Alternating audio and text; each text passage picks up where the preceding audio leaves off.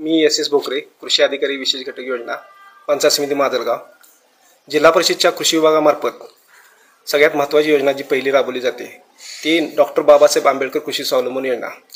या योजनेचा मुख्य उद्देश अनुसूचित जातीतील व नवबौद्ध शेतकऱ्यांचे उत्पन्नात वाढ करून त्यांचे जीवनमान उंचवणे हा त्यामागचा मुख्य उद्देश आहे. या योजनेअंतर्गत 11 घटकाकरता अनुदान दिले जाते.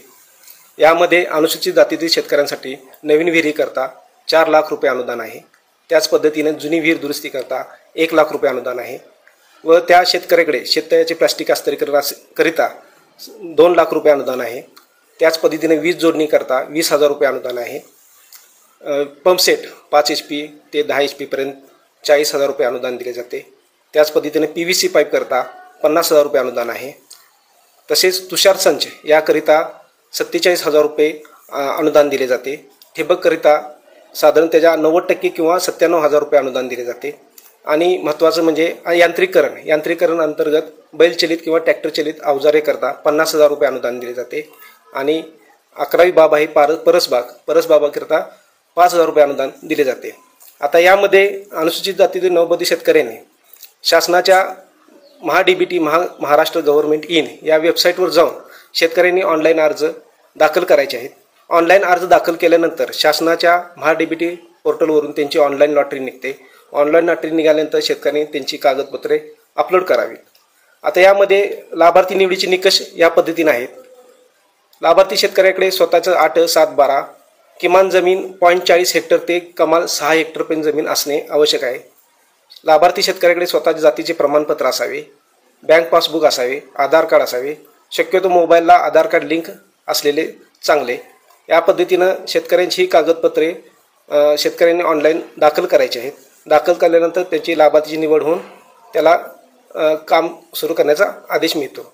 याच पद्धतीनं कृषी विभागाची दुसरी योजना जी आहे ती बिरसा मुंडा कृषी क्रांती योजना आहे. ही योजना अनुसूचित जमातीकरता ही योजना असून या योजनेअंतर्गत 12 घटकाकरता अनुदान दिले जाते. यामध्ये नवीन विहिरीकरता 4 लाख रुपये अनुदान आहे. जुनी विहीर दुरुस्तीकरता 1 लाख रुपये अनुदान आहे. वीज जोडणीकरता 20,000 रुपये अनुदान आहे. पंपसेट करता 40,000 रुपये अनुदान आहे. PVC पाईप करता 50,000 रुपये अनुदान आहे. सोलर पंप करता 50,000 रुपये अनुदान आहे. त्याच पद्धतीने ठिबक संचकरिता 90% किंवा 97,000 रुपये अनुदान आहे.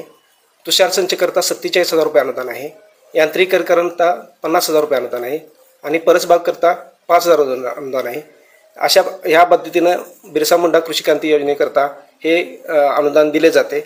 यामध्ये लाभार्थी निवडीचे निकष बाबासाहेब आंबेडकर योजने याप्रमाणेच आहेत. यामध्ये लाभार्थीकडे 8-7-12 असणे आवश्यक आहे. लाभार्थीच्या जातीचा दाखला असणे आवश्यक आहे. बँक पासबुक, आधार कार्ड, रेशन कार्ड इत्यादी कागदपत्र शेतकऱ्याकडे असणे आवश्यक आहे. शेतकऱ्यांनी शासनाच्या MHA-DBT महाराष्ट्र गव्हर्नमेंट इन या वेबसाईटवर जाऊन शेतकऱ्यांनी अर्ज दाखल करावेत. अर्ज दाखल केल्यानंतर त्यांची लॉटरी पद्धतीने निवड होते व लाभार्थींना मंजुरीचा आदेश दिला जातो. या पद्धतीनं आपल्याकडे कृषी विभागाची तिसरी जी योजना महत्त्वाकांक्षी योजना आहे ती राष्ट्रीय बायोगॅस विकास कार्यक्रम ही केंद्र सरकारच्या मार्फत राज्यामध्ये राबवली जाते. सदरची योजना 1982-83 पासून राज्यामध्ये राबवली जाते. यामध्ये शासनाकडून सर्व शेतकऱ्यांच्या करता 2 घनमीटर बायोगॅस करता 15,950 इतके अनुदान दिले जाते. आता ह्या योजनेचा मुख्य उद्देश हा आहे की ग्रामीण भागातील महिला ज्या असतात त्यांना चुलीच्या धुरापासून त्रासापासून त्यांना मुक्त करणे, अपारंपरिक ऊर्जा स्रोताला प्रोत्साहन देणे. त्याच पद्धतीनं बायोगॅसच्या ज्या स्लरीपासून शेणखताच्या ज्या स्लरीपासून जे खत निर्माण होणार आहे ते खत उत्तम दर्जाचे असून ते शेतीकरता पूर्ण म्हणजे शेतीचं पोत सुधारतो व पिकाची वाढ चांगली होते. त्याच पद्धतीनं घरगुती जे LPG सिलेंडर आपण वापरतो त्यामध्ये सुद्धा आपण बचत होते. त्याचप्रमाणे जंगलतोडीचा आळा बसतो. या पद्धतीने 5 प्रकारचे फायदे बायोगॅसपासून आहेत. तरी मी या माध्यमातून सर्व शेतकऱ्यांना आवाहन करतो की या कृषी विभागाच्या आपल्या ह्या योजनांचा जास्तीत जास्त लाभ घ्यावा. धन्यवाद.